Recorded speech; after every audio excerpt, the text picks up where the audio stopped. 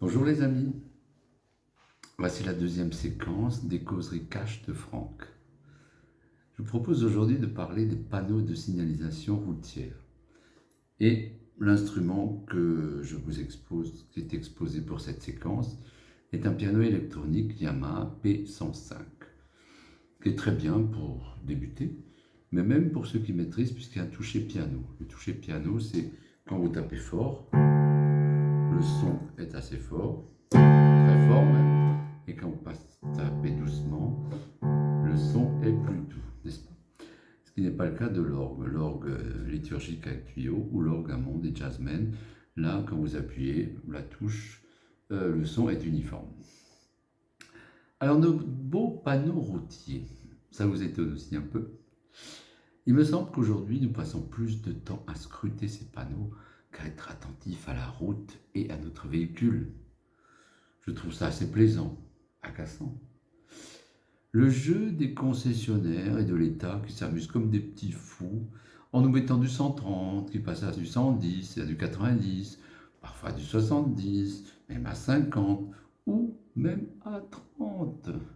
Et à 30, on peut descendre de la voiture et courir à ses côtés, ça fait du bon sport. Depuis ma mésaventure du permis perdu, à la recherche du permis perdu, vous connaissez? C'est du Marcel Proust. Il suffit de remplacer permis par temps. Eh bien, je suis hyper prudent maintenant. Et ces panneaux, je les respecte. Et à la lettre. Et je fais très attention. Heureusement qu'entre-temps, j'ai récupéré mon permis avec mes 12 points. Et donc, je roule hyper prudent. Mais je trouve qu'ils sont très forts quand même, ces concessionnaires. Ils nous inventent un 130 qui passe à du 110 puis à 90 sur moins d'1 kilomètre.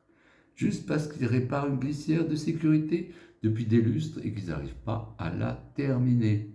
Très drôle, et bien sûr, ceux qui connaissent le coin, ils ne ralentissent pas. Et les 90 qui ne sont jamais suivis d'une fin de limitation de vitesse. Donc, quand tu te fais doubler à toute berzingue et que ton Waze indique 130 et que le GPS est d'accord avec Waze, t'en déduis que tu peux blinder et qu'ils étaient juste en rupture de stock d'un panneau blanc barré d'une bande bleue. En plus, ils te pompent quand même des montants de péage hallucinants. Et bientôt, ça, ils vont y arriver, on ne roulera plus qu'à 120, sur autour de voir 110. Ça nous pend au nez. J'attends juste que ce soit limité à 30. Comme ça, on pourra prendre le vélo ou la trottinette. Lol. On vit une époque formidable, comme chante Charles Aznavour. Et pourquoi? Parce qu'on doit toujours se poser la question du pourquoi, et pas dire parce que, comme disent les enfants.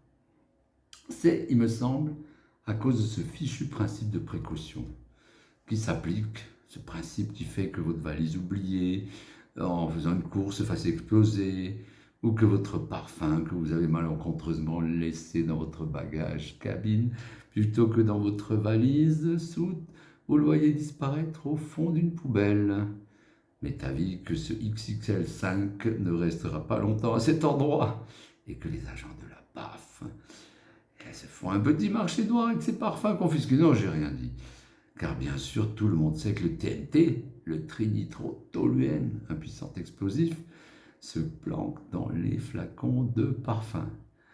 Bonne journée les amis, et rendez-vous sur la prochaine causerie Cash de Franck. Merci.